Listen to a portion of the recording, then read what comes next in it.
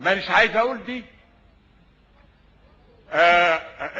الوضع المؤسف في لبنان ده بيقدم الصورة المحتومة للتمزق العربي وتشاحن الزعامات وتناحرهم على حساب القضية كلها. ما هو ايه؟ قالوا ان كامب ديفيد هي الشماعة اللي بيعلقوا عليها اخطاء. كان مثلا سمعت ان في الكويت حصل انه حصل انفجارات في مكنة النور بتاعتهم، قعدت نصها متعطل ونص الكويت مظلم اسبوع على ما صلحوها، ومرة نسفوا جورنال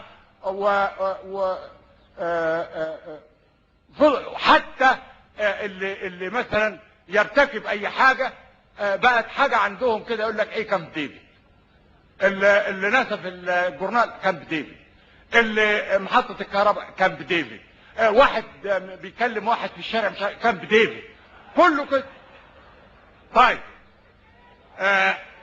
كامب ديفيد هي السبب. طيب فين انتوا بقى من اللي بيجرى في لبنان؟ ما نبهناكم وقلنا لكم هي كامب ديفيد دعت الى هذا.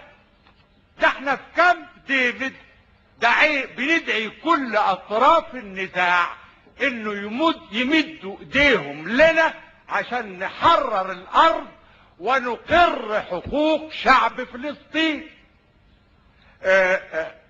طيب كامب ديفيد هو اللي احتل ارض لبنان بجيش علوي سوري.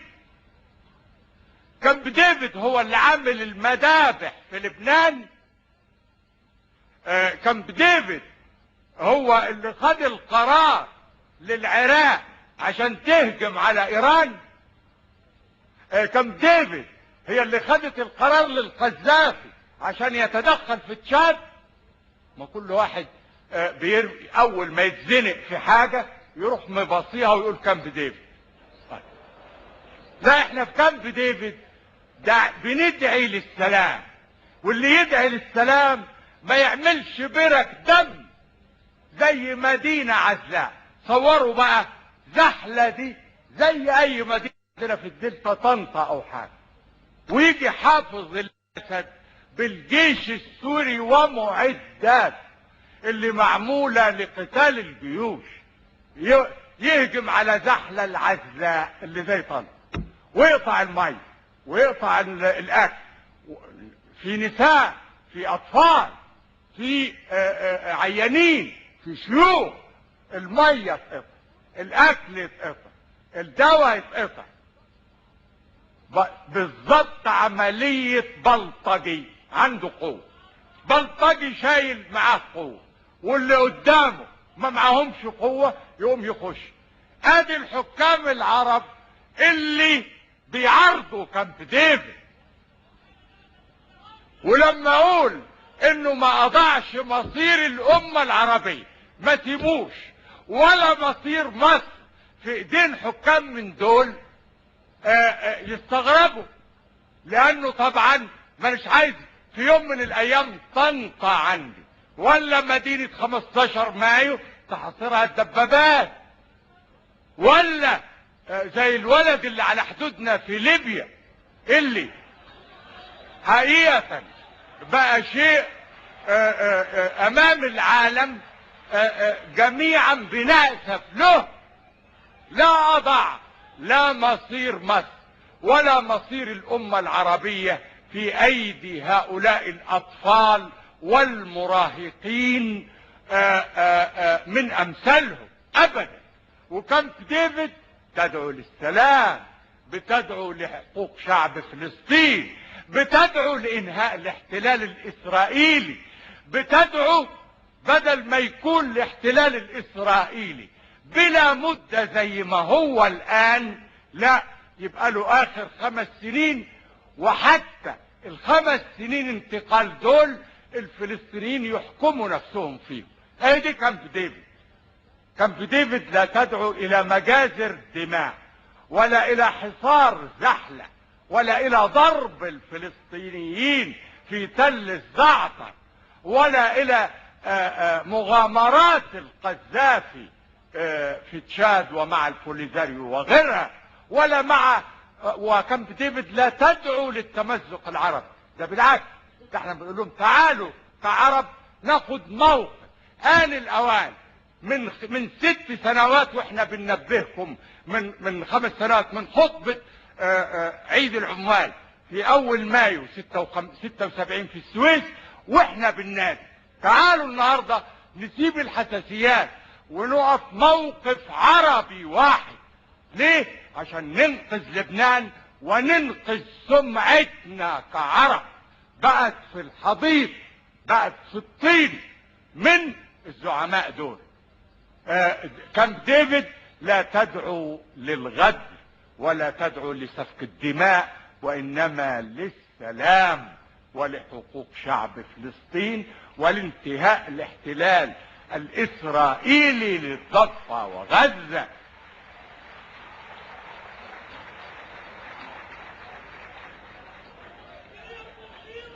والله أنا هنا أمامكم أبنائي وبناتي وفي عيدكم بوجه هذا النداء للأمة العربية، إنه تعالوا ننسى أحقادنا وينسوا صغرهم وينسوا حساسيتهم وينسوا إن المال هو كل شيء البعض منهم، والبعض الآخر ينسى إنه القوة اللي معاه لا تساوي شيء، لأنه في قوة أقوى من هذا بكتير، خالق السماوات والأرض.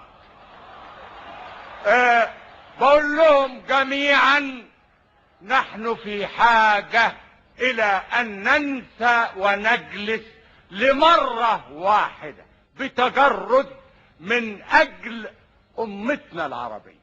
إذا ما استطاعوش اللهم قد بلغت، واللهم فاشهد، أنا بلغت اللهم فاشهد.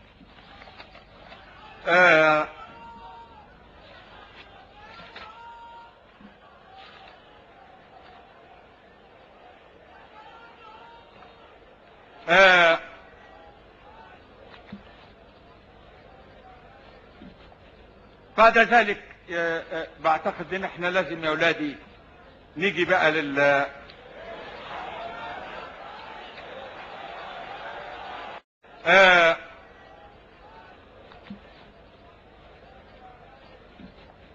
بعد ذلك بعتقد ان احنا لازم يا اولادي نيجي بقى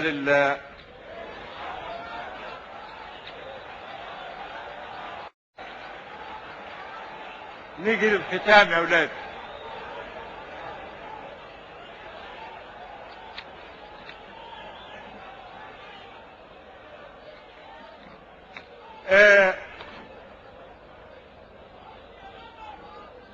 حقيقة في عيد العمال في كل سنة بيبقى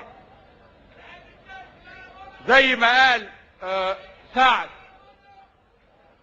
عيد العمال في كل سنة زي ما قال سعد بيبقى نقطة تحول بالنسبة لتاريخ شعبنا كله.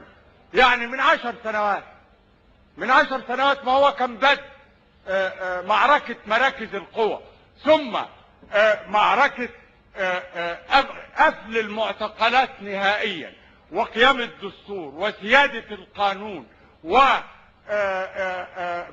ما جرى، كان بدءه هنا في عيد العمال يوم أول مايو سنة 71. النهارده ما كانش مقدر ليا اني اجي اقول الكلام اللي هقوله دلوقتي ده. ليه؟ ده انا عايز اقول لكم حاجه يا اولاد، كلكم سامعين، كلكم سمعتم انه قبل المعركه ب5 ايام في 5 رمضان جمعت مجلس الامن القومي وقلت لهم اقتصادنا تحت الصفر. فعلا تحت الصفر. يعني ايه؟ يعني ما كانش عندي اشتري القمح عشان رغيف العيش. ده الكلام ده 73. يشاء الله سبحانه وتعالى